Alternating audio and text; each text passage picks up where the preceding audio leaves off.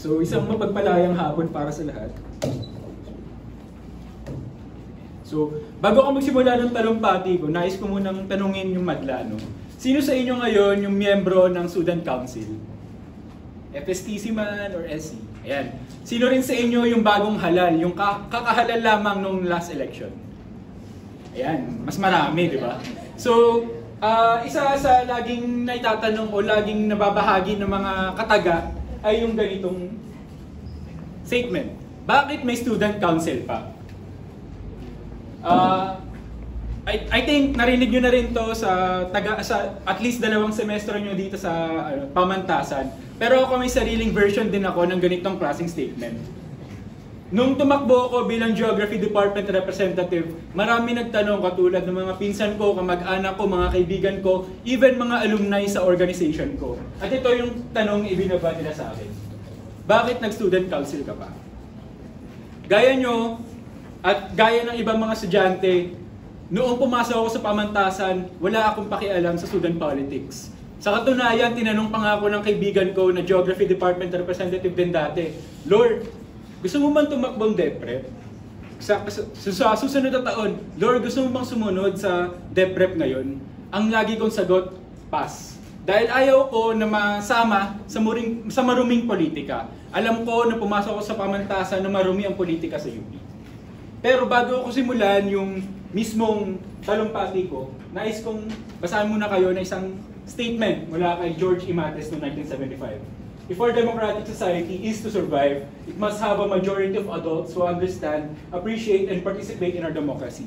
Meaning lamang nito na kinakailangan yung student council para magkaroon ng sense of leadership, para matikman o maranasan ng mga estudyante kung paano mamuno. Pero kung ganun, nung ginubuo ko yung speech ko, may isa rin tanong na bumalakid sa akin. Aren't we all leaders in our own way? Kung ganun, kung lahat tayo leader, bakit pa may SC?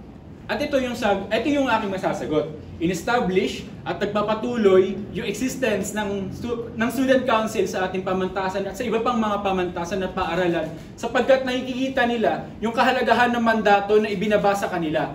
Katulad na dito, ang pagsilbihan, yung student body, maging conduit o maging middleman at paglapitin ang students at greater student community na kinabibilangan ng ating lipunan at mga administrasyon sa ating paaralan. Magbago, magbigay ng pagbabago at magbigay ng kalinga sa mga estudyante. Ito lamang ay ilan sa mga mahalagang mandato na dapat gampanan ng isang student council. Pero ang student council ngayon ay nahaharap sa isang matinding krisis. Krisis ng kawalan ng student participation. Kinikilala natin ang pagsali sa SC. Ako rin, kinikilala ko rin to. Nung sumali ako ng SC, simula sa nag-file ako ng COC, hanggang ako'y nangampanya, pumasok ako sa mga kwarto upang mag-RTR at mangampanya, hanggang ako'y nahalal. Nahati rin ang oras ko. Nahati ang oras ko sa akademiko, nahati ang oras ko sa personal na buhay. At iba pang aspeto ng aking buhay. Ngunit, kinikilala din naman natin kung ano mang rason yung bumabalakid sa hindi pagsali at hindi pagtakbo ng mga estudyante sa student council. Kasama na rin dito yung academics, maruming politika nga sa ating pamantasan o general na walang interes ng mga tao sa pagtakbo. Personally, naranasan ko rin to noong nakaraang 2 buwan nung naghahanap na ako ng kapalitan ko bilang Geography Department Representative. Sa katunayan, ilang tao na yung binanggit ko, ilang tao na yung inimbita ko, ilang tao na yung tinanong ko, maski yung partido ko sa ligan sa CSSP, tinanong na rin kung sino-sinong mga geography majors, pero walang tumanggap sa hamon. At luckily, bagaman hindi ko siya kapartido, ay merong tumanggap ng hamon. At doon ako natutuwa. Speaking of election, noong nakaraang ilang linggo lamang, na-release yung tindig ng nagkakaisang diliman. Nagkakaisa na magkaroon na ng student representation. Lahat ng tumakbo sa USC, nanalo. Bagaman may mga ibang kolehiyo na pilay pa rin o kulang pa rin yung representasyon sa kanilang mga konseho, ay kinikilala natin na isa tong tagumpay, isa tong hakbang paabante upang may sulong ang tunay na representasyon sa mga estudyante. Ngunit kung ano man yung tagumpay na ating tinamasa noong mga nakaraang linggo, ay ito naman yung kabaliktaraan na ating natamasa noong mga nakaraang taon. Noong mga nakaraang taon, para sa kaalaman ng lahat, pilay, kulang o walang student council. May mga may mga parts o may mga buwan na walang student council at marami nagreklamo. Yung University Freshman Initiative nade-delay, maraming programa, maraming mga kampanya ang hindi naidadala dahil nga kulang o salat sa manpower ang student council. Pero dumako tayo sa pagkakaroon ng o walang student representation, no? Na budulot din naman ng walang interest din sa nagdudulot ng walang interest sa student elections. Siguro mas magandang tanungin natin ngayon, paano kung walang student participation? Ang pagkawala ng student council ay matindi rin pagkawala ng student participation. Pero ayon sa Philippine Collegian, bumubuo ito ng tila domino effect. Kapag mababa ang student participation, mababa rin ang interest nila sa eleksyon at sa mga halalan at iba pang mga kampanya. Kung ganoon, bumababa din yung representation ng council sa ating mga estudyante, sa atin bilang mga estudyante. At kung mababa ang representation, salat ang manpower ng mga konseho, salat din o kulang yung kampanya at mga programang bibitbitin. Kapag kulang o salat ang mga programang bibitbitin, mawawala ang presensya ng student council sa ating mga estudyante. Kung kulang o wala ang presensya sa atin, mas lalong mapapaigting yung walang interes at walang participation natin bilang mga estudyante. At tila mababaliwala yung mga victories na naipanalo kasama ng student council. Ilan na lamang dito, nung nakaraang dekada, isa sa mga mainit na diskusyon na introduce din naman kanina yung free tuition law. Imagine na lang natin yung UP na walang free tuition law. Babalik tayo sa katagang University of Pila. Kailangan pumila ulit ng mga estudyante para lang magbayad ng matrikula. Imagine niyo rin ang UP kung hindi pinaglaban na ang jeepney phase out. Imagine niyo ang UP kung walang UP Ikot, Philcoa, Katipunan, SM North ng mga jeepney.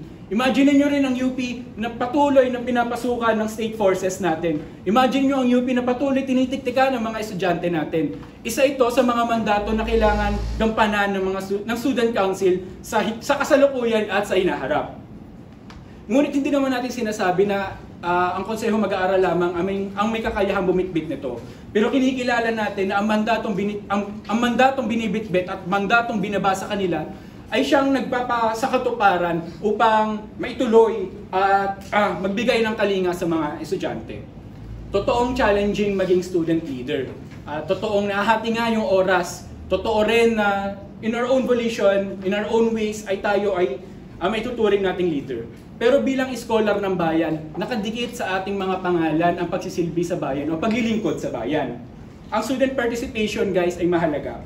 Bagaman nais kong ipahiwatig sa inyo na mahalaga at kailangan ng student council, may mas malaking kahalagahan tayong need i-tackle. At ito yung participation ng mga students. Dito nagsisimula lahat. Kailangan mo niya makialam, makibahagi at kumilos. Dito sa paraan na ito,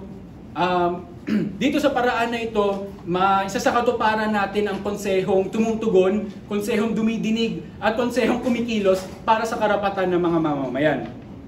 Kaya naman, ang hamon sa mga bagong halal, para sa akin, ang hamon para sa mga bagong halal ay ipagpatuloy yung tagumpay na ipinanalo natin ngayong eleksyon. Ang tagumpay na kung saan nakita natin na mayroong complete at gumagalaw na student representation. Isa ring hamon ay ang mga non-compromisable na mga aspeto ng paglilingkod. Kailangan duminig, kailangan kumilos, at kailangan organisado. Hindi pwedeng pipilay-pilay tayo, hindi pwedeng tatamad-tamad tayo, hindi rin pwede na tila kumuha lang tayo ng posisyon para lang magpataba ng ating mga pangalan. Kumuha tayo ng mga posisyon sapagkat kinikilala natin yung responsibilidad at yung mandato na ibinaba sa atin at binigay sa atin ng mga tao. Bagaman ako ay nagtatapos na ng aking buhay kolehiyo at termino bilang representante ng geography sa CSSP Student Council, babalik ako sa rason kung bakit ako tumakbo. Ito ay dahil nais kong maglingkod. Nais kong makibahagi sa mga pagbabago. Nais kong pagsilbihan ng mga estudyante sapagkat alam ko sa sarili ko na mayroon tayong magagawa. At sa tingin ko at sa aking karanasan din na ang posisyon ko ay may malaking magagawa. At yun din ang magagawa ng mga student council sa inaharap. Muli, ako si Lawrence Galzote, isang outgoing Geography Department representative sa CSSP Student Council, isang leader estudyante at patuloy na tumitindig para sa isang complete and functional and genuine student representation. Maraming salamat.